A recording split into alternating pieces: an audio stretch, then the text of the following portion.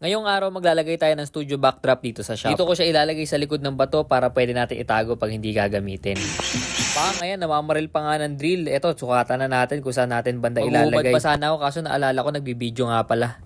Pagkatapos niyan, dito naman natin sukatan sa kabila. Tapos dito naman ulit sa kabila. Pagkatapos natin markahan, butasan na natin yan. Ngayon, namamaril na naman si Idol. Tapos niyan, pag nalagay na natin yung mga hooks, ready na natin tong studio backdrop. Yan, pwede na natin ilagay ito.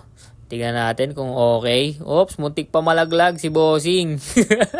Ayan, ibaba natin. At ayan na nga, ibigilid na natin tong hagdan at ibaba na natin yung backdrop. Oops, teka, tuloy-tuloy masyado. Wala pa nga palang stopper to.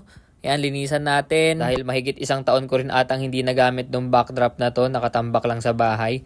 Ayan, try natin yung panglinis ng sapatos para mawala yung mga white marks. At yan, habang nililinisan, nakita ko bumabagsak talaga. Kaya kinuha ko ulit pababa. At lalagyan natin yan thumbtacks para hindi na gumalaw. Ayan, syempre dinoble ko na rin para sureball na matibay talaga. Ayan, tapos ready na. I-roll na ulit natin at ibalik. Yan, tagal pala, nilinisan ko pa pala ulit.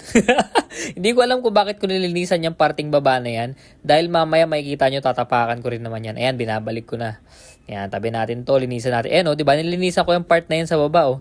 Pero, tatapakan din naman. Ayun na, tinapakan na nga ni diba? Idol. Parang legit na nasa studio na, panis. Napakaangas. Ayan, testing pa ulit natin ng mas malayo. Tapos, lagyan natin ng mas magandang mga lighting. Lighting, hindi lightning. Ayan na, ba, panis. Ba't na mamakyu? So ngayon, meron ako yung offer na free photoshoot gamit yung No Kidding products. Kahit hindi sikat, pwedeng pwede. DM lang kayo sa IG ko para makapagpa-schedule. Yun lang, see ya!